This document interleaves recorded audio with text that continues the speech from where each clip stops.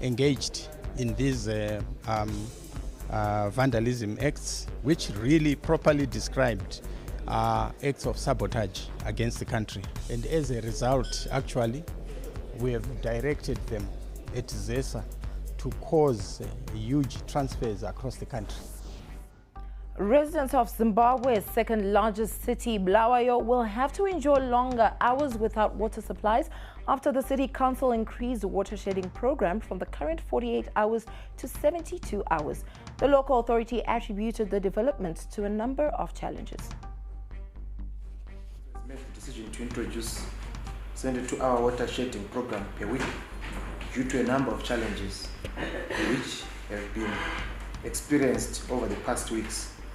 The city's water demand over the last 3 weeks has increased from an average of 135 megaliters per day to 150 megaliters per day. Still in Bulawayo, the local authority has threatened to repossess and dispose of more than 1,000 idle properties, including land whose owners cannot be accounted for. In a notice, the Bulawayo City Council gave owners of listed properties a 30-day ultimatum to contact the local authority. The city fathers say they are empowered by Section 5 of the Titles Registration and Derelict Lands Act, Chapter 2020, to dispose of abandoned deserted properties. Now, Speaker of Zimbabwe's National Assembly, Advocate Jacob Mudenda, has said the legislator will not be rushed into making laws without engaging all relevant stakeholders. This follows revelations that at least 6 bills which were before Parliament lapsed after the August House failed to debate and pass them during the first session of the 9th Parliament. We create ownership of the lawmaking process with the public as well as civil society organizations. So we want to move fast, but we must be very careful not to leave the people behind who are the key stakeholders in the legislative process. Honda has announced plans to stop producing petrol and diesel-only cars by 2022, and the car maker said it will electrify all its models sold in Europe within the next 3 years, which includes making many models hybrid. Hybrid vehicles carry a traditional internal combustion engine as well as a battery pack.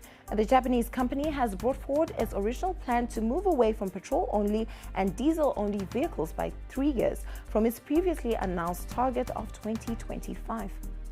Now we move on to the world of sport, where Dynamos coach Tonderai Ndiraya has defended the team's supporters following ugly scenes that marred their match against FC Platinum.